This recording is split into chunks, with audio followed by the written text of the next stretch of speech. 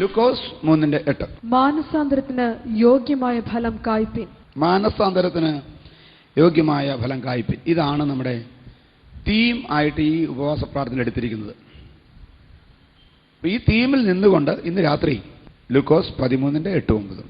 അതിന് അവൻ, കർത്താവേ, ഞാൻ അതിന് ചുറ്റും കിളച്ച് വളം ഇടുവോളം ഈ ആണ്ടും കൂടെ നിൽക്കട്ടെ, മേലാൽ കായ്ച്ചെങ്കിലോ ഇല്ലെങ്കിൽ വെട്ടിക്കളയാം എന്നുത്തരം പറഞ്ഞു. ഈ വേദഭാഗം വായിക്കുമ്പോൾ ഇത് മാനസാന്തരത്തിന് യോഗ്യമായ ഫലം കായ്ക്കുന്നതിന് വേണ്ടി പറഞ്ഞിരിക്കുന്നൊരു ഉപമയാണോ എന്ന് നമ്മൾ ആദ്യം പരിശോധിക്കാൻ പോവുകയാണ്. ഈ പ്രസ്താവന യേശു ഈ ഉപമയിൽ കൂടെ പറയുമ്പോൾ വന്നുകൂടിയ പുരുഷാരത്തോടാണ് ഇത് പറഞ്ഞത്. യോഹന്നാനും പറഞ്ഞത് പുരുഷാരത്തോടാണ്. ഇതിന്റെ പുറകോട്ട് നോക്കാൻ പോവാ. 11-ാം അധ്യായത്തിന്റെ 29-ാം വാക്യം. പുരുഷാരം തിങ്ങിക്കൂടിയപ്പോൾ അവൻ പറഞ്ഞു തുടങ്ങിയത്. പുരുഷാരം തിങ്ങിക്കൂടിയപ്പോൾ അവൻ പറഞ്ഞു തുടങ്ങിയത്. ഇനി 12-ാം അധ്യായത്തിന്റെ 1-ാം വാക്യം. അതിനിടെ പുരുഷാരം തമ്മിൽ ചവിട്ടുവാൻ തക്കവണ്ണം 1000 തിങ്ങിക്കൂടിയപ്പോൾ അവൻ ആദ്യം ശിഷ്യന്മാരോട് പറഞ്ഞു തുടങ്ങിയത്. ഹല്ലേലൂയ. പുരുഷാരം തമ്മിൽ ചവിട്ടുവാൻ തക്കവണ്ണം 1000 തിങ്ങിക്കൂടിയപ്പോൾ യേശു പറഞ്ഞത്. ഇത് ശിഷ്യന്മാരെ മാത്രം മാറ്റി നിർത്തി പഠിപ്പിച്ചൊരു കാര്യമല്ല, ശിഷ്യന്മാരെയും പുരുഷാരത്തെയും ഒന്നിച്ച് പഠിപ്പിച്ചതാണ്.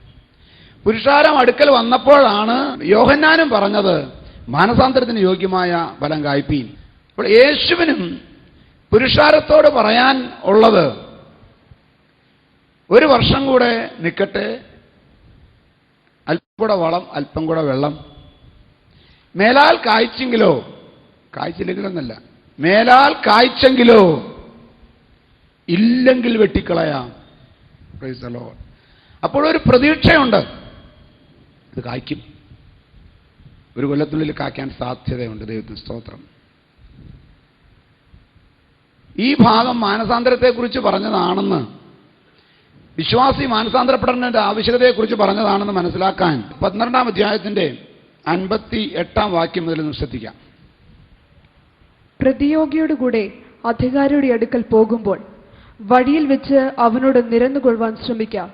അല്ലാഞ്ഞാൽ അവൻ നിന്നെ ന്യായാധിപന്റെ മുമ്പിൽ ഇഴച്ചുകൊണ്ട് പോകുകയും ന്യായാധിപൻ നിന്നെ കോൽക്കാരന്റെ പക്കൽ ഏൽപ്പിക്കുകയും കോൽക്കാരൻ തടവിലാക്കുകയും ചെയ്യും.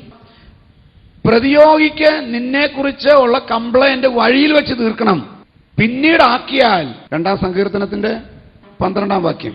അവൻ കോപിച്ചിട്ട് നിങ്ങൾ വഴിയിൽ വെച്ച് നശിക്കാതിരിപ്പാൻ പുത്രനെ ചുംബിപ്പിൻ. അവൻ കോപിച്ചിട്ട് നിങ്ങൾ വഴിയിൽ വെച്ച് നശിക്കാതിരിപ്പാൻ പുത്രനെ ചുംബിച്ചുകൊള്ളുവിൻ. നശിക്കുമെന്നല്ല, നശിക്കാതിരിപ്പാൻ. ദൈവത്തിന്റെ വചനത്തിന്റെ പ്രത്യേകതകൾ ശ്രദ്ധിക്കണം. ഇതൊരു ശാപത്തിന്റെ വചനമല്ല, ഇതൊരു വിടുതലിന്റെ വചനമാണ്. വഴിയിൽ വെച്ച് നശിക്കാതിരിപ്പാൻ, പ്രതിയോഗി ഏൽപ്പിക്കാതിരിപ്പാൻ, മേലാൽ കായ്ച്ചെങ്കിലോ. ചിലർ വന്ന് യേശുവിനോട് ഒരു സംഭവം പറയുന്നു. 13-ാം അധ്യായത്തിന്റെ 1 മുതൽ. ആ സമയത്ത് തന്നെ അവിടെ ഉണ്ടായിരുന്ന ചിലർ പീലാത്തോസ് ചില ഗലീലക്കാരുടെ ചോര അവരുടെ യാഗങ്ങളോട് കലർത്തിയ വർത്തമാനം അവനോട് അറിയിച്ചു. ആമേൻ. പീലാത്തോസ് ചില ഗലീലക്കാരുടെ ചോര യാഗങ്ങളോട് കലർത്തിയ വർത്തമാനം അവനോട് അറിയിച്ചു. അതിന് യേശു കൊടുത്ത മറുപടി. അതിന് അവൻ ഉത്തരം പറഞ്ഞത്, ആ ഗലീലക്കാർ ഇതനുഭവിക്കിയാൽ എല്ലാ ഗലീലക്കാരിലും പാപികളായിരുന്നു എന്ന് നിങ്ങൾക്ക് തോന്നുന്നുവോ? എല്ലാ ഗലീലക്കാരിലും പാപികളായതുകൊണ്ടാണ് അവരുടെ ചോര യാഗപീഠത്തിൽ കലർത്തത്തക്കവണ്ണം അവരെ മുറിവേൽപ്പിച്ചത് അല്ലെങ്കിൽ കൊന്നത് എന്ന് നിങ്ങൾ ചിന്തിക്കുന്നുണ്ടോ? അടുത്ത വാക്യം. അല്ലല്ല, മാനസാന്തരപ്പെടാഞ്ഞാൽ നിങ്ങൾ എല്ലാവരും അങ്ങനെ തന്നെ നശിച്ചു പോകും എന്ന് ഞാൻ നിങ്ങളോട് പറയുന്നു. പുരുഷാരത്തോടും ശിഷ്യന്മാരോടും ചേർത്ത് പറയുന്നു. അല്ലല്ല, ഉത്തരം കർത്താവ് പറയുകയാണ്. ഇവരെല്ലാവരിലും വെച്ച് പാപികളാണെന്ന് വരുന്നുവോ? അല്ലല്ല, പാപികളായിട്ടല്ല. മാനസാന്തരപ്പെടാതിരുന്നാൽ അങ്ങനെ തന്നെ നശിച്ചു പോകും. ഹല്ലേലൂയ എന്ന് പറഞ്ഞ അർത്ഥം എന്നാ? ഇവർ ചെയ്ത പാപം കൊണ്ടല്ല ഇവർ നശിച്ചത്, ഇവർ മാനസാന്തരപ്പെടാത്തത് കൊണ്ടാണ്. ഇനി അടുത്ത വാക്യം വായിച്ച്. അല്ല, ശീലോഹാമിലെ ഗോപുരം വീണ് മരിച്ചുപോയ ആ 18 പേരോളം ശിലോഹാമിലെ ഗോപുരം വീണ് മരിച്ചെന്ന് കേട്ടു. ആ 18 പേരും യെരുശലേമിൽ പാർക്കുന്ന സകല മനുഷ്യരിലും കുറ്റക്കാരായിരുന്നു എന്ന് തോന്നുന്നുവോ? യെരൂശലേമിൽ പാർക്കുന്ന സകല മനുഷ്യരിലും കുറ്റക്കാരായിരുന്നു എന്ന് തോന്നുന്നുവോ? യേശു തന്നെ മറുപടി പറയുന്നു. അടുത്തത്, അല്ലല്ല, അല്ല, മാനസാന്തരപ്പെടാതിരുന്നാൽ നിങ്ങൾ എല്ലാവരും അങ്ങനെ തന്നെ നശിച്ചു പോകും. എല്ലാവരും അങ്ങനെ തന്നെ നശിച്ചു പോകും എന്ന് പറഞ്ഞാല് നശിക്കുവാൻ വേണ്ടി പ്രത്യേകിച്ച് ഒരു കുറ്റവും ചെയ്യണ്ട, മാനസാന്തരപ്പെടാതിരുന്നാൽ മതി. Praise God. മനസ്സിലായോ? മാനസാന്തരപ്പെടാൻ മനസ്സില്ലാത്ത ഒരു മനുഷ്യൻ നശിക്കാൻ വേണ്ടി വേറൊന്നും ചെയ്യണ്ട. അവൻ മാനസാന്തരപ്പെടാത്തത് കൊണ്ട് മാത്രം, അവൻ മാനസാന്തരപ്പെടാത്തത് കൊണ്ട് തന്നെ നശിച്ചു പോകും. Price the Lord. ഈ രണ്ട് ഉപമയിൽ കൂടെ കർത്താവ് പറഞ്ഞത് അതാണ്. ദൈവത്തിന് സ്തോത്രം. മാനസാന്തരം എന്ന് പറയുന്നത് ഒരു മനുഷ്യന്റെ ജീവിതത്തിൽ വളരെ വളരെ വളരെ വളരെ പ്രധാനമാണ്. യൂദായും മാനസാന്തരപ്പെട്ടു. യേശുവിനെ ശിക്ഷയ്ക്ക് വിധിച്ചെന്നറിഞ്ഞപ്പോൾ അവൻ മഹാപുരോഹിതന്മാരുടെയും ലേവ്യരുടെയും അടുക്കൽ ചെന്നിട്ട് ഇവിടെ വായിക്കുന്നത്, ഞാൻ കുറ്റമില്ലാത്ത രക്തത്തെ കാണിച്ചു കൊടുത്തു. കുമ്പസാരമാണ്, ഏറ്റുപറച്ചിലാണ്. പക്ഷെ മഹാപുരോഹിതൻ പറഞ്ഞെന്നറിയാമോ? നീ ചെയ്തത് നിനക്ക് ഇരിക്കട്ടെ, ഞങ്ങൾക്കൊന്നും അറിയത്തില്ല, ഞങ്ങളുടെ കാര്യം നടന്നു. അതേ യേശുവിനെ 3 പ്രാവശ്യം പത്രോസ് തള്ളി പറഞ്ഞു. പക്ഷേ ഒരു കോഴി കൂവിയപ്പം പൊട്ടിക്കരഞ്ഞു, അതിദുഃഖത്തോടെ കരഞ്ഞു. മാത്രമല്ല യേശുവിൻ്റെ അടുത്ത് നിന്ന്, നീ സകലതും അറിയുന്നല്ലോ കർത്താവേ എന്ന് ഏറ്റു പറഞ്ഞുകൊണ്ട് യഥാസ്ഥാനപ്പെട്ടു. ഒരുവൻ യേശുവിനെ ഒറ്റിക്കൊടുത്തിട്ട് ദൈവത്തെ വിളിച്ച് മാനസാന്തരപ്പെടാൻ ശ്രമിക്കാതെ മഹാപുരോഹിതന്റെ അടുത്ത് ചെന്നു, കെട്ടിഞ്ഞാന്ന് ചത്തു. പത്രോസ് വലിയ തെറ്റാ ചെയ്തത്, പക്ഷേ മാനസാന്തരപ്പെട്ടു, യഥാസ്ഥാനപ്പെട്ടു. അവന്റെ പ്രസംഗത്തിങ്കൽ പെന്തക്കോസ്ത് നാളിൽ 3000 പേര് മാനസാന്തരപ്പെട്ടു. ഞാൻ പറഞ്ഞത്, നമ്മൾ ഒരാളൊന്ന് ശരിക്കും മാനസാന്തരപ്പെട്ടാൽ നമ്മൾ മുഖാന്തരം 1000 മാനസാന്തരപ്പെടും. ആമേൻ. അപ്പോ മാനസാന്തരം നമുക്കും അനേകർക്കും ദൈവത്തിനു വേണ്ടി പ്രയോജനപ്പെടുന്ന, മാനവജാതിക്ക് വേണ്ടി ദൈവം ഒരുക്കിയിട്ടുള്ള യഥാസ്ഥാനപ്പെടുവാനുള്ള പദ്ധതിയാണ്. എപ്പോൾ മാനസാന്തരപ്പെടാം? എപ്പോൾ മാനസാന്തരപ്പെടണം?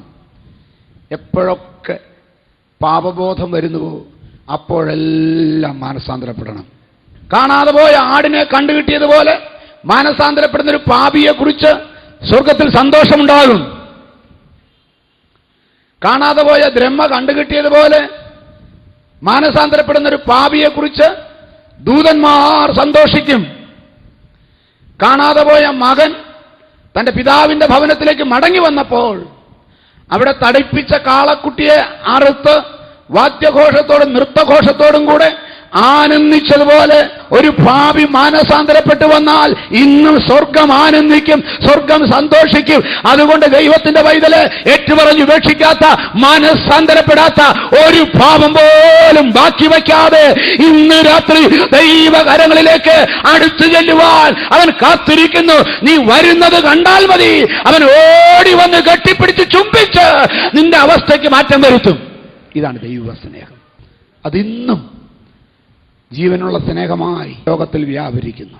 പക്ഷേ അവസരങ്ങൾ ലഭിച്ചിട്ടും മാനസാന്തരപ്പെടാൻ കഴിയാതെ പോയാൽ പിന്നെ വെട്ടിക്കളയുകയത്രേ അതിന്റെ അവസാനം. ഇതാണ് വേദഭാഗത്തുകൂടെ ദൈവത്തിന്റെ ആത്മാവ് പിന്നെയും വിളിച്ചറിയിക്കുന്നത്. അല്ലല്ല, മാനസാന്തരപ്പെടാഞ്ഞാൽ നിങ്ങളെല്ലാവരും അങ്ങനെ തന്നെ നശിച്ചു പോകുമെന്ന് പറഞ്ഞിട്ട് അതിനുശേഷമാണ് ഈ ഉപമ പറഞ്ഞത്. 13-ാം അധ്യായത്തിന്റെ 6-ാം വാക്യം. അവൻ ഈ ഉപമയും പറഞ്ഞു. അവൻ ഈ ഉപമയും പറഞ്ഞു. മനസ്സിലാകാൻ കഴിഞ്ഞിട്ടില്ലെങ്കിൽ മനസ്സിലാക്കാൻ വേണ്ടി ഈ ഉപമയും പറഞ്ഞു. ഏത് മനസ്സിലായില്ലെങ്കിൽ, അല്ലല്ല മാനസാന്തരപ്പെടാഞ്ഞാൽ നിങ്ങളെല്ലാം അങ്ങനെ തന്നെ നശിച്ചു പോകുമെന്ന് പറഞ്ഞത് മനസ്സിലായില്ലെങ്കിൽ ഈ ഉപമയും പറഞ്ഞു. ഒരുത്തന് തന്റെ മുന്തിരിത്തോട്ടത്തിൽ നട്ടിരുന്നൊരു അത്തിവൃക്ഷമുണ്ടായിരുന്നു. അവൻ അതിൽ ഫലം തിരഞ്ഞു വന്നു, കണ്ടില്ല താനും.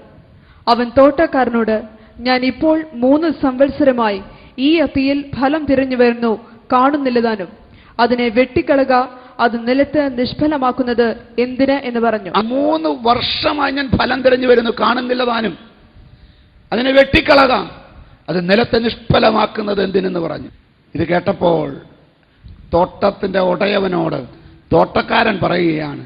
അതിന് അവൻ, കർത്താവേ, ഞാൻ അതിനു ചുറ്റും കിളച്ച് വളം ഇടുവോളം ഈ ആണ്ടും കൂടെ നിൽക്കട്ടെ. ഒരുത്തൻ പാപം ചെയ്തുവെങ്കിലോ പിതാവിന്റെ അടുക്കൽ നമുക്ക് വേണ്ടി പക്ഷപാതം ചെയ്തുകൊണ്ട് നീതിമാനായ ഒരു കാര്യസ്ഥൻ നമുക്കുണ്ട്, നമ്മുടെ കർത്താവായ യേശു ക്രിസ്തു. അവൻ സ്വർഗത്തിലിരുന്ന് പക്ഷപാതം ചെയ്യുന്നത് എങ്ങനെയാണെന്ന് മനസ്സിലാക്കുമ്പോൾ അതിന്റെ മർമ്മം പിടികിട്ടി നമുക്ക് ഒന്നുകൂടെ ഉറക്ക ദൈവത്തെ സ്തുതിക്കാൻ സാധിക്കും. അവൻ ദൈവമായിട്ടോ തൃത്വത്തിൽ രണ്ടാമനായിട്ടോ ദൈവത്തോട് തുല്യനായിരുന്നു കൊണ്ടോ അല്ല അവൻ പക്ഷപാതം ചെയ്യുന്നത്. പിന്നെയോ നമ്മുടെ ബലഹീനതകളിൽ സഹതാപം കാണിക്കാൻ കഴിയാത്ത പുരോഹിതനായിട്ടല്ല, ദൈവത്തോട് കൂടെ ഇരിക്കെ ദൈവത്തോടുള്ള സമത്വം മുറുകെ പിടിച്ചുകൊള്ളണമെന്ന് വിചാരിക്കാതെ തന്നെത്താൻ താഴ്ത്തി വേഷത്തിൽ മനുഷ്യനായി വിളങ്ങി ക്രൂശിലെ മരണത്തോളം തന്നെ ഏൽപ്പിച്ചു കൊടുത്തപ്പോൾ ഈ ലോകത്തിൽ വന്ന് നമ്മോടൊപ്പം ജീവിച്ച് അവൻ ഒരു കാര്യം മനസ്സിലായി. ഒരു മനുഷ്യന്റെ ബലഹീനതകൾ, അവന്റെ സാഹചര്യങ്ങൾ അവനെ വിശപ്പെന്ത് ചെയ്യും, ഈ ലോകത്തിന്റെ മോഹങ്ങൾ അവനെ എങ്ങനെ സ്വാധീനിക്കും, ഇതെല്ലാം ഒരു മനുഷ്യനെ പോലെ, ഒരു സാധാരണ മനുഷ്യനെ പോലെ, എന്നെയും നിങ്ങളെയും പോലെ തന്നെ അവൻ വേഷത്തിൽ മനുഷ്യനായി വിളങ്ങി മനുഷ്യരോടുകൂടെ ജീവിച്ചു. യേശു വഴി നടന്ന് ക്ഷീണിച്ചപ്പോൾ ഒരു കിണറ്റിനരികെ ഇരുന്നു. Praise God. അവന് വിശന്നു, അവന് ക്ഷീണമുണ്ടായി. ഇതൊക്കെ നമ്മൾ വായിക്കുന്നു. യേശു ക്രിസ്തു ഈ ലോകത്തിൽ നമ്മളെപ്പോലൊരുവരെയും പോലെ ജീവിച്ചിട്ട് മരിച്ച് ഉയർത്തെഴുന്നേറ്റ് പിതാവിൻ്റെ സന്നിധിയിൽ പക്ഷപാതം ചെയ്യുകയാണ്. Praise the lord. അവന് പറയാനുള്ളത് എന്താണെന്നറിയാമോ? മനുഷ്യന്റെ വീഴ്ചകൾ കാണുമ്പോൾ പിതാവെ ക്ഷമിക്കണമേ, ഇതൊരു മനുഷ്യനാണല്ലോ. After all he is a man. പിതാവായ ദൈവം 6-ാം അധ്യായത്തിൽ ഉൽപ്പത്തി പുസ്തകത്തിൽ പറഞ്ഞത് after all he's a flesh, അവൻ്റെ ആയുസ് 120 വർഷമാകും. അവൻ ജഡം തന്നെയല്ലോ, അവൻ്റെ ആയുസ് 120 വർഷമാകും എന്നാണ് പറഞ്ഞത്. പുത്രനായ ദൈവം പറഞ്ഞത് ഇവനൊരു സാധു മനുഷ്യനല്ലേ, അവനോട് ക്ഷമിക്കണമേ. കാൽവരി ക്രൂശിൽ കിടന്നുകൊണ്ട് തൻ്റെ കൈകാലുകളെ ഇരുമ്പാണി കൊണ്ട് തുളച്ചവരെ, തൻ്റെ അങ്കിക്കായി ചീട്ടിട്ടവരെ, തൻ്റെ തലയിൽ മുൾക്കിരീടം വച്ചവരെ നോക്കിക്കൊണ്ട് എൻ്റെ യേശു പറഞ്ഞത് ഇന്നും പറഞ്ഞുകൊണ്ടിരിക്കുകയാണ്. പിതാവേ, ഇവർ അറിവില്ലാതെ ചെയ്യുന്നതാകൊണ്ട് ഇവരോട് ക്ഷമിക്കണമേ. യേശു ഇന്നും ലോകത്തുള്ള 600 കോടി ജനങ്ങൾക്ക് വേണ്ടിയും വ്യക്തിപരമായി പക്ഷപാതം ചെയ്തുകൊണ്ടിരിക്കുകയാണ്. പിതാവായ ദൈവത്തിന് നീതി നടത്തണമെങ്കിൽ, പ്രൈസ് ദി ലോർഡ്, പുത്രന്റെ വാദം അനുവദിച്ചു കൊടുക്കണമെങ്കിൽ ഒറ്റ കണ്ടീഷനെ വെച്ചിട്ടുള്ളൂ. പാപിയായ മനുഷ്യൻ അവനവൻ തന്നെ ഏറ്റുപറഞ്ഞ് ഈ ദൈവത്തോട് യേശുവിന്റെ നാമത്തിൽ എന്നോട് ക്ഷമിക്കണമേ എന്നൊരൊറ്റ വാക്ക് പറഞ്ഞാൽ മതി. മനസ്സിലായോ? ഒറ്റ വാക്ക് പറഞ്ഞാൽ മതി. പുത്രന്റെ നാമത്തിൽ എന്നോട് ക്ഷമിക്കണമേ. കാരണം പുത്രന്റെ നാമത്തിൽ ചോദിക്കുന്നതൊക്കെയും ചെയ്തു തരും. വാഗ്ദത്തമാണ്. നമ്മുടെ പാപക്ഷമയ്ക്ക് വേണ്ടി നമ്മൾ ഒരൊറ്റ കാര്യം ചെയ്താൽ മതി. ലോകത്തിൽ മറ്റുള്ളവർ പറയുന്നതിൽ നിന്നും വ്യത്യസ്തമായ ആ നാമം നീ ഉപയോഗിക്കണം. എങ്ങനെ വ്യത്യസ്തമായ നാമം ഉപയോഗിക്കുന്നത്? റോമാലേഖനം 10-ാം അധ്യായം 9-10 വാക്യങ്ങളൊന്ന് വായിക്കുമ്പോൾ യേശുവിന്റെ നാമം പാപക്ഷമയ്ക്ക് വേണ്ടി എങ്ങനെ വ്യത്യസ്തമായി ഉപയോഗിക്കാൻ സാധിക്കുമെന്ന് മനസ്സിലാക്കും. യേശുവിനെ കർത്താവെന്ന് വായ് കൊണ്ട് ഏറ്റുപറയുകയും ദൈവം അവനെ മരിച്ചവരിൽ നിന്ന് ഉയർത്തെഴുന്നേൽപ്പിച്ചുവെന്ന് ഹൃദയം കൊണ്ട് വിശ്വസിക്കുകയും ചെയ്താൽ നിരീക്ഷിക്കും. എന്തുകൊണ്ടാണ് ഈ 2 കണ്ടീഷൻ വെച്ചതെന്നറിയാമോ? യേശുവിനെ കർത്താവെന്ന് വായ് കൊണ്ട് ഏറ്റു പറയുന്നവനെല്ലാം രക്ഷിക്കപ്പെടുമെന്ന് പറഞ്ഞിരുന്നെങ്കിൽ ഈ ലോകത്ത് യേശുവിനെ ദൈവമാണെന്ന് പറയുന്നവനെ എല്ലാം രക്ഷിക്കപ്പെടും, എല്ലാം അങ്ങ് പോയേനെ. പക്ഷെ രക്ഷിക്കപ്പെടണമെങ്കിൽ ഏറ്റു പറഞ്ഞാൽ മാത്രം പോരാ, യേശു ജീവനുള്ള ദൈവം അഥവാ മരിച്ചവരുടെ ഇടയിൽ നിന്ന് അവൻ ഉയർത്തെഴുന്നേറ്റ ദൈവമെന്ന് ഏറ്റുപറയണം. അതിന്റെ അർത്ഥം എന്താണെന്നറിയാമോ? ഈ എൻ്റെ യേശു ജീവിക്കുന്ന യേശുവാണ് ഏറ്റുപറയണം. നിന്റെ യേശു ജീവിക്കുന്ന യേശുവാണെന്ന് ഏറ്റു പറഞ്ഞെങ്കിൽ മാത്രമേ അവൻ ജീവനോടെ ഇരുന്ന് പിതാവിന്റെ സന്നിധിയിൽ പക്ഷപാതം ചെയ്യാൻ പറ്റൂ. മരിച്ചുപോയ ഒരുവന് നിനക്ക് വേണ്ടി പക്ഷപാതം ചെയ്യുവാൻ സാധ്യമല്ല.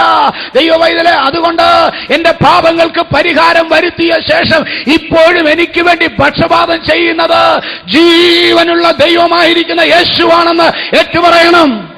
നിനക്ക് വേണ്ടി മരിച്ചവൻ നിനക്ക് വേണ്ടി ജീവിക്കുന്നു. നിനക്ക് വേണ്ടി ജീവനെ കൊടുത്തവൾ നിനക്ക് വേണ്ടി ജീവിക്കുന്നു. ഹല്ലേലൂയ.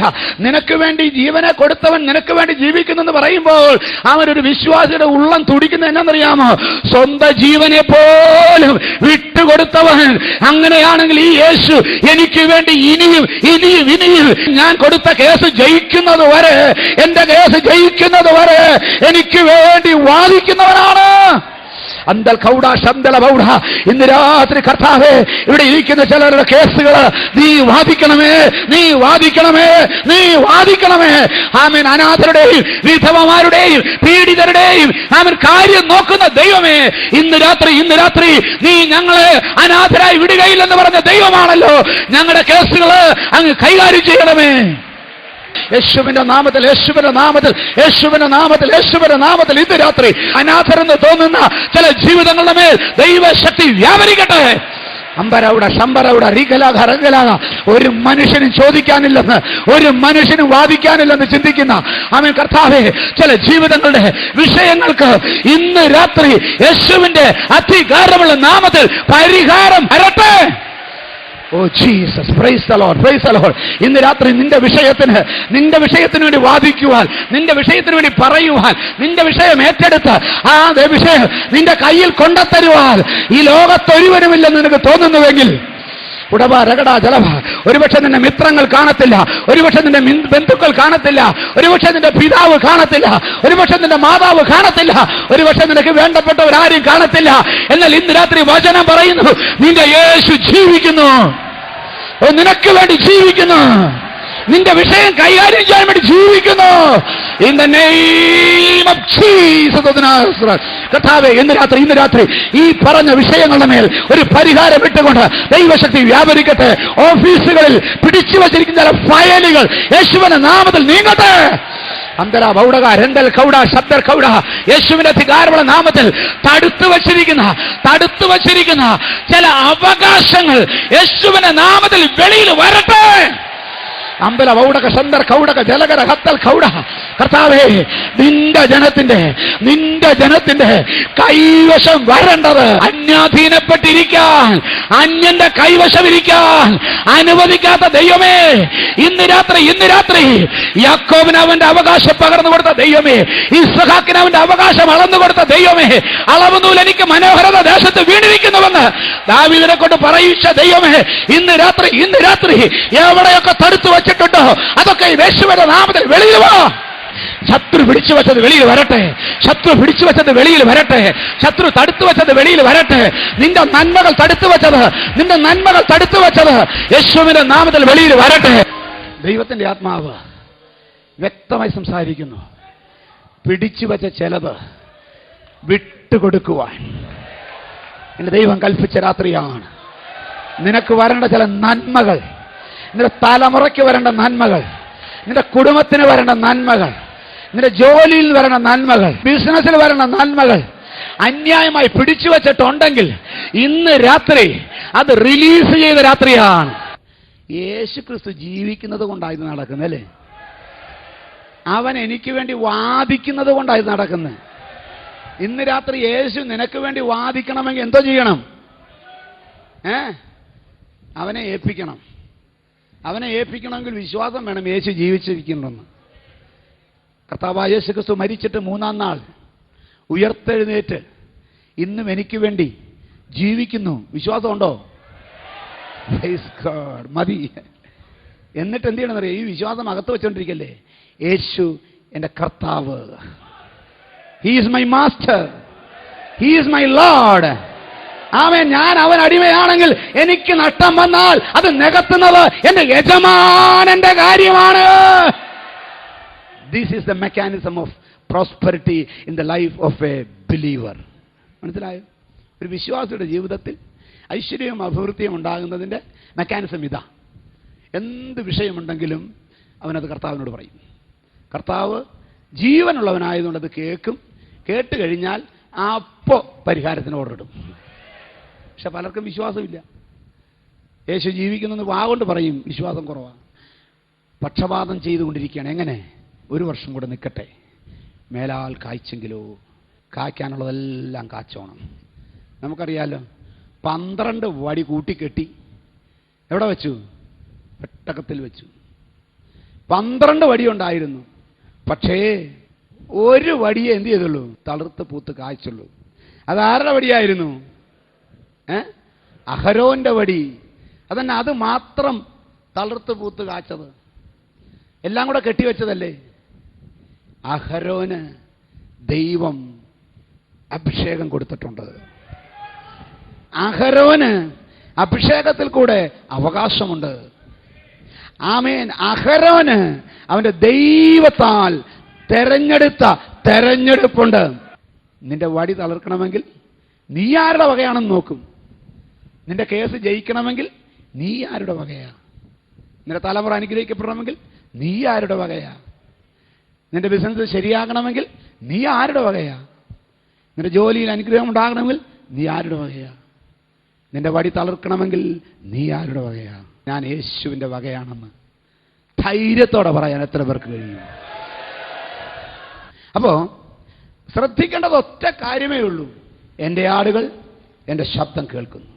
എൻ്റെ ആടുകൾ എൻ്റെ ശബ്ദം കേട്ട് എന്നെ അനുഗമിക്കുന്നു. ഇതാര് ചെയ്യണം? ആര് ശബ്ദം കേൾക്കണം? നമ്മൾ. ആരനുഗമിക്കണം? നമ്മൾ. മാനസാന്തരപ്പെടുക എന്ന വാക്കിൻ്റെ അർത്ഥം തിരിഞ്ഞു വരിക എന്ന. അവനെ അനുഗമിക്കേണ്ടവർ അവൻ്റെ കാൽച്ചുവടുകളിൽ നടക്കേണ്ടതിന് പകരം വളഞ്ഞുപോയാൽ, മാനസാന്തരപ്പെടുക എന്ന് പറഞ്ഞാൽ അവങ്കിലേക്ക് തിരിഞ്ഞു വരിക, കോഴ്സ് കറക്റ്റ് ചെയ്യുക. ഇന്ന് രാത്രി ഈ ദൈവവചനത്തിന് മുമ്പിൽ എൻ്റെ കോഴ്സ് ഞാൻ കറക്റ്റ് ചെയ്യാൻ ആഗ്രഹിക്കുന്നു. ഞാൻ തെറ്റിപ്പോയ പല പല വിഷയങ്ങളുണ്ട് കർത്താവേ. ഞാൻ ചിന്തയിൽ തെറ്റി, വാക്കുകളിൽ തെറ്റി, പ്രവൃത്തികളിൽ തെറ്റി. നിന്റെ പാത വിട്ട് മാറിയിരിക്കുന്നു. മെയിൻ റോഡ് വിട്ട് മാറി. മനസ്സിലായ എന്ത് ചെയ്യണം? അടുത്ത ആളോട് ചോദിച്ച് മെയിൻ റോഡിലോട്ട് തിരിച്ചു വരണം. ഇപ്പോൾ ചോദിക്കാനൊന്നും പോകണ്ട.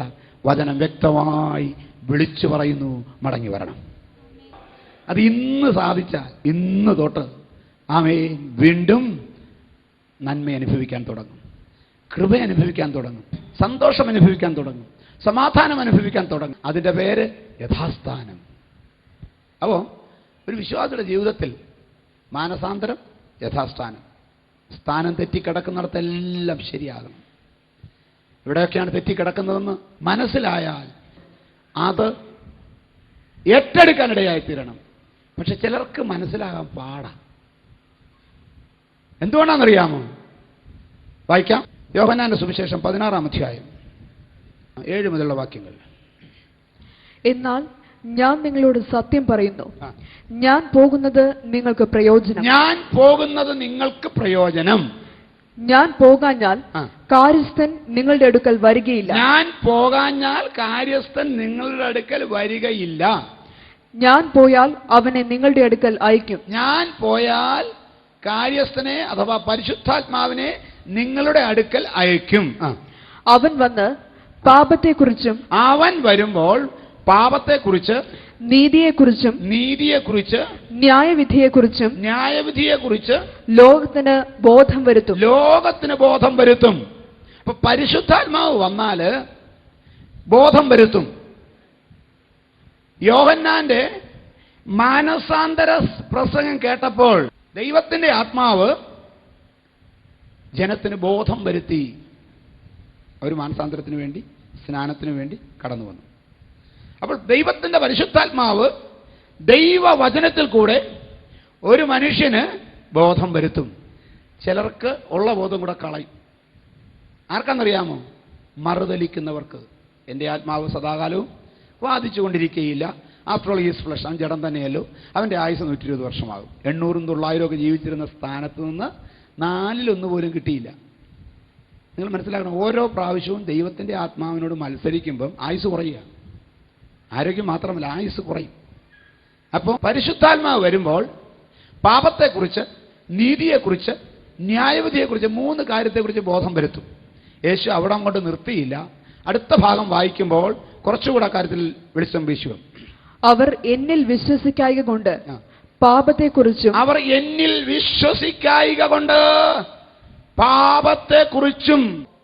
വിശ്വസിക്കാത്തവൻ എന്തുണ്ട്? പാപം. ആരിൽ വിശ്വസിക്കാത്തവന്? യേശുവിൽ.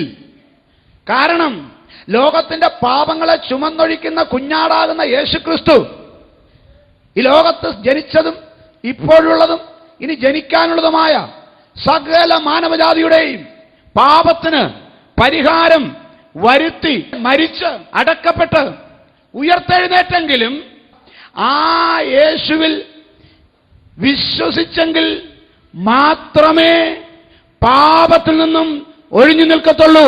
കർത്താവ് ഈ ലോകത്ത് വന്ന് മരിച്ച് അടക്കപ്പെട്ട് 3-ാം നാൾ ഉയർത്തെഴുന്നേറ്റ് ഇപ്പൊ കാണുന്നില്ല. പക്ഷെ ഒരു കാര്യം മനസ്സിലാവും, ഞാൻ നീതീകരിക്കപ്പെടുവാൻ വേണ്ടി വിശ്വാസത്താൽ, അവങ്കിലുള്ള വിശ്വാസത്താൽ നീതീകരിക്കപ്പെട്ടിട്ട് ദൈവത്തോട് സമാധാനമുണ്ടെന്ന് പരിശുദ്ധാത്മാവ് രക്ഷിക്കപ്പെട്ട ഒരുവന് ദിവ്യ സമാധാനം നൽകിക്കൊണ്ട് അവനെ ബോധ്യപ്പെടുത്തിയിട്ടുണ്ട്.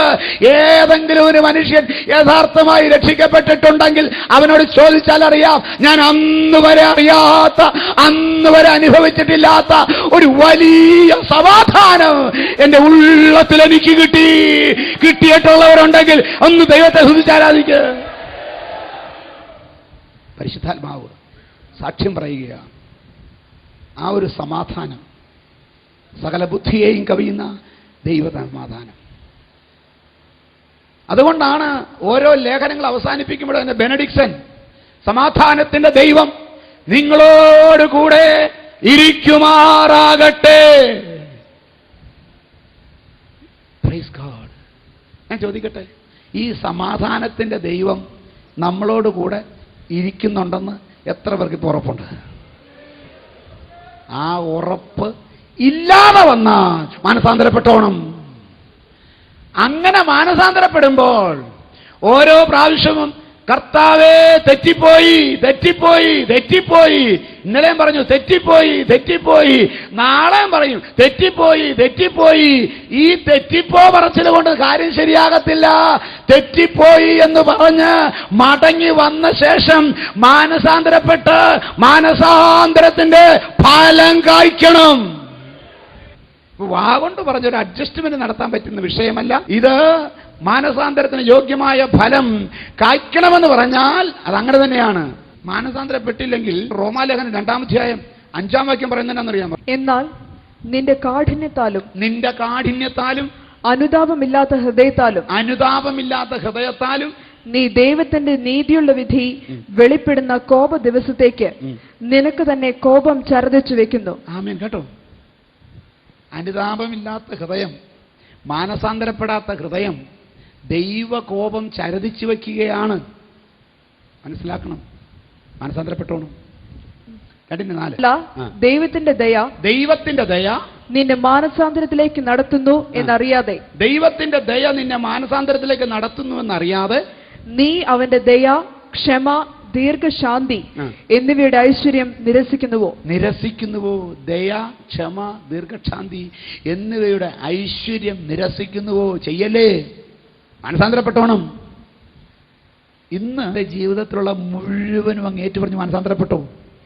ഒരു പ്രശ്നവുമില്ലെന്ന്, ഇവിടെ വെച്ച് കാര്യം തീരുമെന്ന്, ഇനി ഇത് വേറെ നാളത്തേക്ക് പോകത്തില്ലെന്ന്, ദൈവ കോപം അതോടെ വിട്ടുമാറുമെന്ന് വചനമാ പറയുന്നത്. ഹല്ലേലൂയ. പക്ഷേ കാഠിന്യത്താലും അനുതാപമില്ലാത്ത ഹൃദയത്താലും, വായിച്ചെന്നൂടെ. എന്നാൽ നിന്റെ കാഠിന്യത്താലും അനുതാപമില്ലാത്ത ഹൃദയത്താലും നീ ദൈവത്തിന്റെ നീതിയുള്ള വിധി വെളിപ്പെടുന്ന കോപ ദിവസത്തേക്ക്. ദൈവത്തിന്റെ നീതിയുള്ള വിധി എന്ന് പറഞ്ഞാൽ എന്താണെന്നറിയാമോ? അവൻ ആ ന്യായവിധി ദിവസത്തിൽ ഹൃദയത്തിൽ മറഞ്ഞു കിടക്കുന്ന ആലോചനകളെ വെളിച്ചത്താക്കും. അതാ ദൈവത്തിന്റെ നീതിയുള്ള വിധി. മനസ്സിലായി? ചിലതൊക്കെ നമുക്ക് ഈ ആളെ വെറുതെ നരകത്തിലോട്ട് ഇടുന്ന കണ്ടു കഴിഞ്ഞാൽ നമുക്ക് പിടികിട്ടത്തില്ല. എൻ്റെ ദൈവമേ, അവൻ നരകത്തിൽ പോകുന്നു, അവൻ പള്ളി ഉണിയാൻ കാശ് തന്നു, അവൻ ദശാംശം കൃത്യമായിട്ട് തരുമായിരുന്നു, എനിക്ക് പൊറോട്ട ഇറച്ചിയൊക്കെ മേടിച്ചു തന്നതാണ്. പ്രൈസുള്ള ഇനി അവനങ്ങനെ നരകത്തിൽ പോകാൻ സാധിക്കുന്നു. എന്തെന്നറിയാമോ? അവൻ പൊറോട്ട മേടിച്ചു തന്നപ്പോഴും, പള്ളി പണിതപ്പോഴും, ദശാംശം തന്നപ്പോഴും, അനാഥശാലയ്ക്ക് കൊടുത്തപ്പോഴും, ബൈബിൾ കോളേജിൽ പോയപ്പോഴും, സുവിശേഷം പ്രസംഗിച്ചപ്പോഴും, ദേശം മുഴുവൻ നടന്ന് ആയിരങ്ങളോട് വചനം പറഞ്ഞപ്പോഴും അവൻ്റെ ഹൃദയം ഈ ദൈവത്തിൻ്റെ സന്നിധിയിൽ നേരുള്ളതല്ലായിരുന്നു. ശിമയോൻ അപ്പോസ്തല പ്രവൃത്തികളിൽ അപ്പോസ്തലന്മാരോട് ചെന്നിട്ട് പറഞ്ഞു, ഞാനും കൈവച്ച ഈ പരിശുദ്ധാത്മാവിനെ കിട്ടേണ്ടതിന്. അപ്പോസ്തല പ്രവൃത്തികൾ 8-ാം അധ്യായം 18-19. അപ്പോസ്തലന്മാർ കൈവച്ചതിനാൽ പരിശുദ്ധാത്മാവ് ലഭിച്ചത് ശിമോൻ കണ്ടാറേ. അപ്പോസ്തലന്മാർ കൈവച്ചതിനാൽ പരിശുദ്ധാത്മാവ് ലഭിച്ചത് ശിമോൻ കണ്ടാറേ. അവർക്ക് ദ്രവ്യം കൊണ്ടുവന്നു. ഞാൻ ഒരുത്തന്റെ മേൽ കൈവച്ചാൽ അവന് പരിശുദ്ധാത്മാവ് ലഭിപ്പാൻ തക്കവണ്ണം ഈ അധികാരം എനിക്കും തരണം എന്ന് പറഞ്ഞു. ചോദിച്ചത് വല്ല കുറഞ്ഞ സാധനം വല്ലതും ആണോ? വല്ല കുഴപ്പമുള്ളത് വല്ലതും ആണോ? അദ്ദേഹം പറഞ്ഞു, ഞാൻ ആദ്യം കൈവച്ചാൽ അവർക്ക് പരിശുദ്ധാത്മാവിനെ കിട്ടണമെന്നേ പറഞ്ഞുള്ളൂ. എന്നുവെച്ചാൽ ഒന്നുകൂടെ ബലപ്പെട്ട് ശുശ്രൂഷിക്കണമെന്ന് ആഗ്രഹം ഉണ്ടായിരുന്നുള്ളൂ, ഒന്നുകൂടെ ഫലപ്രദമായി ശുശ്രൂഷിക്കണമെന്ന് ആവശ്യമുണ്ടായിരുന്നുള്ളൂ. പക്ഷെ താഴോട്ട് വായിക്കുമ്പോൾ 21-ഉം 22-ഉം, നിന്റെ ഹൃദയം ദൈവസന്നിധിയിൽ നേരുള്ളതല്ലായതുകൊണ്ട്, നിന്റെ ഹൃദയം ദൈവസന്നിധിയിൽ നേരുള്ളതല്ലായതുകൊണ്ട്. ദൈവം ഈ ലോകത്ത് ഏറ്റവും അധികം വെറുക്കുന്ന സാധനം എന്നാണെന്നറിയാമോ? കപടഭാവം, ഹിപ്പോക്രസി. നിന്റെ ഹൃദയം ദൈവസന്നിധിയിൽ നേരുള്ളതല്ലായതുകൊണ്ട് ഈ കാര്യത്തിൽ നിനക്ക് പങ്കും ഓഹരിയുമില്ല. ഈ കാര്യത്തിൽ നിനക്ക് പങ്കും ഓഹരിയുമില്ല. അതിന്റെ മെളിത്ത വാക്യത്തിൽ പറഞ്ഞത് കേട്ടാ അതിനേക്കാളും കഷ്ടമാണ്. പത്രോസ് അവനോട്, ദൈവത്തിന്റെ ദാനം പണത്തിന് വാങ്ങിക്കൊള്ളാം എന്ന് നീ നിരൂപിക്കൊണ്ട് നിന്റെ പണം നിന്നോടുകൂടെ നശിച്ചു പോകട്ടെ. നീ നശിക്കും, നിന്റെ പണവും നശിക്കുന്നു. ഇനി 22-ാം വാക്യം, നീ ഈ വഷളത്വം വിട്ട് മാനസാന്തരപ്പെട്ട്, നീ ഈ വഷളത്വം വിട്ട് മാനസാന്തരപ്പെട്ട് കർത്താവിനോട് പ്രാർത്ഥിക്കാം. പക്ഷേ നിന്റെ ഹൃദയത്തിലെ നിരൂപണം ക്ഷമിച്ചു കിട്ടുമായിരിക്കും.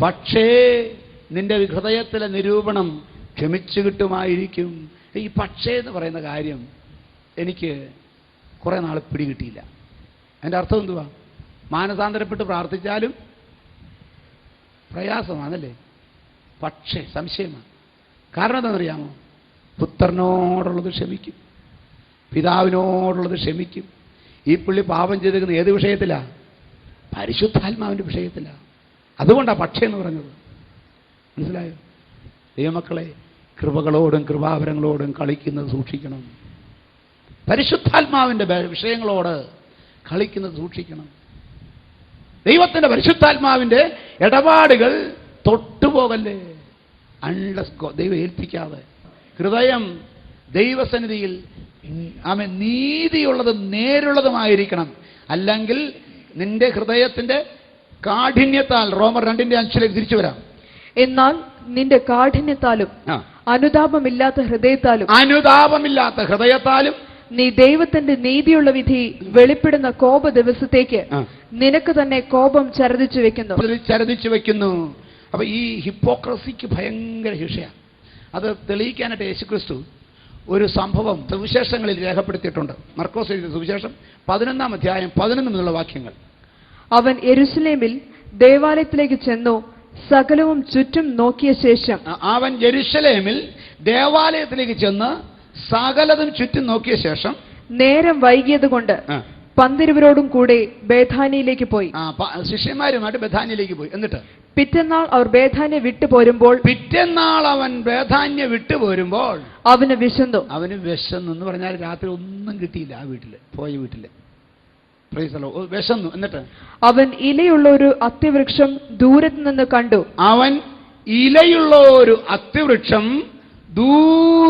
നിന്ന് കണ്ടു. അയച്ചട്ടെ. അതിൽ വല്ലതും കണ്ടു കിട്ടുമോ എന്ന് വെച്ച് വിശന്നിട്ട് യേശു വിചാരിച്ചു അതിൽ വല്ലതും കണ്ടുകിട്ടുമോ. മാനുഷികമായ നിലവാരത്തില. ദൈവമാണെങ്കിൽ കണ്ടേനെ കേട്ടോ. അവൻ പൂർണ്ണ മനുഷ്യന് പൂർണ്ണ ദൈവമായിരുന്നു. അവൻ പൂർണ്ണ മനുഷ്യനായി വിശപ്പോടുകൂടി അതിനെ നോക്കി, ദൂരെ നിന്ന് നോക്കി, ഇങ്ങനെ തഴച്ച് വളർന്നു നിൽക്കുക. ഹല്ലേലൂയ. വല്ലതും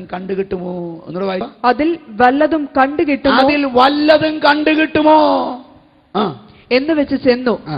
അതിനരികെ എത്തിയപ്പോൾ ഇലയല്ലാതെ ഒന്നും കണ്ടില്ല. ഇലയല്ലാതെ ഒന്നും കണ്ടില്ല. ഇനി എഴുതിയേക്കുന്ന ഭാഗം നിങ്ങൾ ശ്രദ്ധിച്ചില്ലെങ്കിൽ കൺഫ്യൂഷൻ ഉണ്ടാക്കുന്ന വായിച്ചു. അത് അത്തിപ്പഴത്തിന്റെ കാലമല്ലാഞ്ഞു. അവൻ അതിനോട്, ഇനി നിങ്ങൾ നിന്ന് എന്നേക്കും ആരും ഫലം തിന്നാതിരിക്കട്ടെ എന്ന് പറഞ്ഞു. ഇനി ആരും നിന്നിൽ നിന്ന് ഫലം തിന്നാതിരിക്കട്ടെ എന്ന് പറഞ്ഞു ശപിച്ചു. അത് ഉണങ്ങിപ്പോയി. ഞാൻ ചോദിക്കട്ടെ, അത് അത്തിപ്പഴത്തിന്റെ കാലമല്ലെങ്കിൽ പിന്നെ അതിനെ ശപിക്കേണ്ട കാര്യമുണ്ടോ? ഹല്ലേലൂയ. വ്യക്തമായി പറഞ്ഞിരിക്കുന്നു, അത് അത്തിപ്പഴത്തിന്റെ കാലമല്ലാഞ്ഞു. അത്തിപ്പഴത്തിന്റെ കാലമാകുമ്പോൾ അത്തി കായ്ക്കും, അത്തി ഉണ്ടാകും, അത് പഴുക്കും. അപ്പോൾ അത് പഴുത്ത് കഴിഞ്ഞാൽ ഏതാണ്ട് 2-3 ദിവസം കൊണ്ട് ഫലമെടുക്കും. ആ ഫലമെടുപ്പ് ഹല്ലേലൂയ ഇസ്രായേലിൽ പെസഹായ്ക്ക് ശേഷമാണ് നടക്കുന്നത്. അത്തിവൃക്ഷത്തിൻ്റെ ഫലമെടുക്കുന്നത് പെസഹ കഴിഞ്ഞ. യേശുക്രിസ്തു ബഥാനിയിൽ നിന്ന് വരുന്നത് പെസഹായ്ക്ക് 5 ദിവസം മുമ്പാണ്. യേശു ഇങ്ങനെ വരുമ്പോൾ ദൈവത്തിന് സ്തോത്രം, പെസഹ കാലം കഴിഞ്ഞിട്ടില്ലാത്തത് കൊണ്ട് വിളവെടുക്കുന്ന കാലമല്ല. അത്തിപ്പഴം വിളവെടുക്കുന്ന കാലം. It was not the harvest time of fig tree. ഇതൊരു കാര്യം. രണ്ടാമത്, ഒരത്തി ആദ്യം ഇല പുറപ്പെടുവിക്കും. ഇല വളർന്നു കഴിഞ്ഞാൽ അതിൻ്റെ പുറകെ കായ് വരും. Price the Lord, hallelujah. പക്ഷേ ഈ അത്തി നിറച്ച് ഇലകൾ വന്നു, കായ് വന്നില്ല. തോട്ടത്തിൽ കണ്ട മറ്റേ അത്തിയുടെ ടൈപ്പാണ്. 3 വർഷമായി തെരഞ്ഞു വരുന്നു. Price the Lord. 1 കൊല്ലം കൂടെ നിൽക്കട്ടെ. ഇലയുണ്ട്, കായില്ല. യേശു എന്തിനാ ശപിച്ചെന്നറിയാമോ? ഇനി ആരും ഇതിൽ നിന്ന് ഫലം തിന്നാതെ പോകട്ടെന്ന്. കാരണം പ്രൈസ് ദി ലോർഡ്, ഇതുപോലെ ദൂരത്തു നിന്ന് വിശന്നു വരുന്നവര് ഈ അത്തിവൃക്ഷം കണ്ട് അടുത്ത് വന്ന് ഹല്ലേലൂയ വഞ്ചിക്കപ്പെടാതിരിക്കാൻ ഈ വൃക്ഷം ഇനി ഇവിടെ വേണ്ടെന്ന് തീരുമാനിച്ചു. ഈ അത്തി, ഞാൻ പറയട്ടെ, ഒരു വിശ്വാസിയെ കുറിക്കുന്നതാണ്. നല്ല ഇലയോടുകൂടി തഴച്ചു നിൽക്കുന്ന അത്തി കണ്ടാൽ അടുത്ത് വരുന്നവന് അതിൽ നിന്ന് പറിക്കാൻ എന്തെങ്കിലും കിട്ടണം. നമ്മളെ സമീപിക്കുന്നവർക്ക് പ്രയോജനമുള്ളവരാകണം. ഹല്ലേലൂയ. ഇത് ദൈവത്തിൻ്റെ പ്രമാണമാണ്. മനുഷ്യർക്കും ദൈവത്തിനും പ്രീതിയുള്ളവനായി ശമൂവേൽ ബാലൻ വളർന്നു. യേശുവോ മനുഷ്യർക്കും ദൈവത്തിലും കൃപയുള്ളവനായി വളർന്നു. ഹല്ലേലൂയ. ദൈവമക്കളെ, മനുഷ്യർക്ക് പ്രയോജനപ്പെടാത്ത ഒരു ഭക്തനില്ല. മനുഷ്യന് പ്രയോജനപ്പെടാത്ത അവനൊരു ഭക്തനില്ല. ആദ്യം ഞാനും നിങ്ങളും ദൈവത്തിന് പ്രയോജനപ്പെടുന്നതിന് മുമ്പ് മനുഷ്യന് പ്രയോജനപ്പെടണം. ഹല്ലേലൂയ. ഇന്ന് ഒത്തിരി ഒത്തിരി ഒത്തിരി ഭക്തന്മാർ ഈ വിഷയത്തിൽ പരാജയപ്പെട്ട് കിടക്കുന്ന ലോകത്തിലാണ് നമ്മളായിരിക്കുന്നത്. ഈ ലോകത്തിൽ നമ്മളെ ദൈവമാക്കി വച്ചിരിക്കുന്നത് നമ്മളെ സമീപിക്കുന്നവർക്ക് ഫലം പുറപ്പെടുവിക്കാനാണ്. നിങ്ങൾ കാര്യം മനസ്സിലാക്കുക, ഒരു മരവും അതിൻ്റെ ഫലം സ്വയം അനുഭവിക്കുന്നതിന് പകരം മറ്റുള്ളവർ അനുഭവിക്കുകയാണ്. ഇതാണ് ദൈവത്തിൻ്റെ പ്രമാണം. പക്ഷെ മനുഷ്യന് ദൈവം കൊടുത്തത് നിൻ്റെ പ്രയത്നത്തിൻ്റെ ഫലം നിനക്ക് അനുഭവിക്കാം, അതിൻ്റെ ഒരു ഭാഗം മറ്റുള്ളവർക്കും. നിൻ്റെ വിദ്യാഭ്യാസം, നിൻ്റെ നന്മ, നിൻ്റെ എസ്റ്റേറ്റ്, നിൻ്റെ ജോലി, നിൻ്റെ ബിസിനസ്, നിൻ്റെ അനുഗ്രഹം നിനക്കുള്ളതാണ്, നിൻ്റെ കുടുംബത്തിനുള്ളതാണ്, നിൻ്റെ കുഞ്ഞുങ്ങൾക്കുള്ളതാണ്. പക്ഷേ അതിൻ്റെ ഒരു ഭാഗം മറ്റുള്ളവർക്കും. Price the Lord. ഇത് ദൈവത്തിൻ്റെ പ്രമാണമാണ്.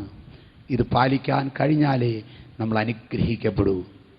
അതുകൊണ്ടാണ് യോസഫിനെ അനുഗ്രഹിക്കുമ്പോൾ അവൻ യാക്കോബ് പറഞ്ഞത്, ഉൽപ്പത്തി 49 വായിച്ച്. 49:22. യോസേഫ് ഫലപ്രദമായൊരു വൃക്ഷം. യോസേഫ് ഫലപ്രദമായൊരു വൃക്ഷം. നീരുറവിനരികെ ഫലപ്രദമായൊരു വൃക്ഷം തന്നെ. നീരുറവിനരികെ ഫലപ്രദമായൊരു വൃക്ഷം തന്നെ. അതിന്റെ കൊമ്പുകൾ മതിലിന്മേൽ പടരുന്നു. അതിന്റെ കൊമ്പുകൾ മതിലിന്മേൽ പടരുന്നു. എന്നിട്ട് അതുകൊണ്ട് വില്ലാളികൾ അവനെ വിഷമിപ്പിച്ചു. അവർ എയ്തു അവനോട് പൊരുതു അവന്റെ വില്ല് ഉറപ്പോടെ നിന്നു. പിന്നെ അവന്റെ ഭുജം യാക്കോബിൻ വല്ലഭന്റെ കയ്യാൽ ബലപ്പെട്ടു. യോസഫിന്റെ ഭുജം ബലപ്പെട്ടു. കാരണം എന്താണെന്നറിയാമോ? നീരുറവത്ത് നട്ടിരിക്കുന്ന ഫലപ്രദമായൊരു വൃക്ഷം അതിന്റെ കൊമ്പ് മതിലിന്മേൽ പടരുന്നു. ആമേൻ, ഹല്ലേലൂയ. യാക്കോബിന്റെ കുടുംബത്തിൽ ഗോത്രപിതാക്കന്മാർ 12 പേരിൽ ഒരുവനായി യോസഫ് ജനിച്ചു. ജീവിതം മുഴുവൻ കഷ്ടമായിരുന്നു, വേദനകളായിരുന്നു, ദുഃഖങ്ങളായിരുന്നു.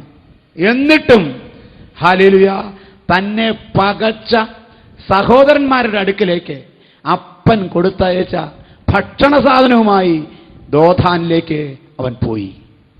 Praise God.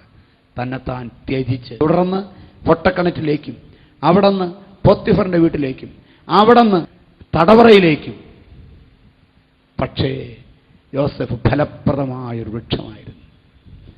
അതിനെ ആ തടവറയുടെ മതിലിനകത്തിട്ട് പൂട്ടിയെങ്കിലും അത് വളർന്ന് അതിൻ്റെ കൊമ്പുകൾ പുറത്തോട്ട് ചാടി. ഹല്ലേലൂയ. അതിന്റെ ഫലം തടവറയ്ക്കകത്ത് ഒതുങ്ങി നിന്നില്ല. അത് ഫറവോന്റെ സ്വപ്നത്തെ വ്യാഖ്യാനിക്കത്തക്കവണ്ണം അത് ഫറവോന്റെ കൊട്ടാരത്തിലെത്തി. യോസഫിന്റെ ഫലം ഫറവോന്റെ കൊട്ടാരത്തിലെത്തി. അവന്റെ ഫലം സ്വപ്നം കൊണ്ടുള്ള ശുശ്രൂഷയായിരുന്നു. അത് അവിടെ എത്തി. മിസ്രയീം മുഴുവൻ യോസഫിന്റെ കാഴ്ചപ്പാട്, ദർശനത്തിന്റെ ഫലം അനുഭവിച്ചു. തീർന്നില്ല. അവനെ ചതിച്ച, അവനെ വിറ്റ ചേട്ടന്മാരും അതനുഭവിച്ചു. പെന്തിക്കോസുകാരാ, നീ അനുഗ്രഹിക്കപ്പെട്ടാൽ നിന്നെ ഒരു കാലത്ത് നിന്ദിച്ചവർക്കും കൂടെ അതിൻ്റെ ഒരു ഓഹരി കിട്ടുമോ? നിന്നെ ദൈവം വിശ്വാസി വന്നപ്പോൾ അനുഗ്രഹിച്ചു, നിന്നെ സാമ്പത്തികമായി അനുഗ്രഹിച്ചു, അധികാരം തന്നു, പദവി തന്നു, വാഹനങ്ങൾ തന്നു, കൊട്ടാരം തന്നു, വേലക്കാരെ തന്നു. യോസഫേ, നിനക്കെല്ലാം തന്നു. പക്ഷേ ഹല്ലേലൂയ, നിന്റെ സ്വന്തം സഹോദരന്മാർ പ്രവചന നിവൃത്തിയായി വന്ന് സാഷ്ടാംഗം വീണപ്പോൾ അവരുടെ മേളിൽ കൂടെ ചവിട്ടി മതിച്ചു പോകാനല്ല ശ്രമിച്ചത്.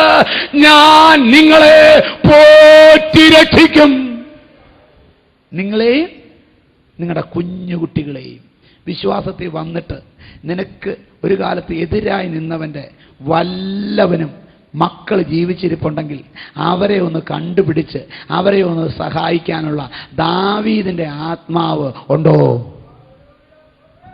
ദാവീദ് രാജാവായപ്പോൾ അവൻ ചോദിച്ചു, ശൗലിന്റെ കുടുംബത്തിൽ, യോനാഥാന്റെ കുടുംബത്തിൽ ഞാൻ ദയ കാണിക്കാൻ ആരെങ്കിലുമുണ്ടോ?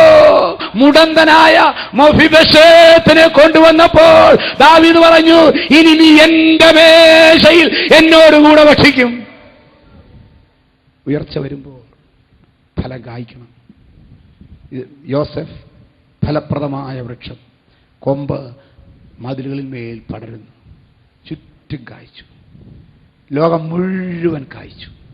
ദൈവമക്കളെ കഷ്ടം അനുഭവിച്ചാലും പ്രയാസം അനുഭവിച്ചാലും പ്രതികൂലത്തിൽ കടന്നുപോയാലും നമ്മൾ കായ്ക്കണം. ആരെല്ലാം നിന്നെ വിറ്റ് കളഞ്ഞാലും അവർക്ക് വേണ്ടിയും കാച്ചോണം. ആരെല്ലാം നിന്റെ പദവിയെ തള്ളിയിട്ട് നിന്റെ അങ്കി ഊരിയെടുത്താലും അവർക്ക് വേണ്ടിയും കായ്ക്കണം. ആരെല്ലാം നിന്നെ പൊട്ടക്കിണറ്റിലോട്ട് തെള്ളിയിട്ടാലും അവന് വേണ്ടിയും കൂടെ കായ്ക്കാൻ മടി കാണിക്കല്ലേ. ഹല്ലേലൂയ. ഇതാണ് മാനസാന്തരത്തിന് യോഗ്യമായ ഫലം. കണ്ണുകളടയ്ക്കാം.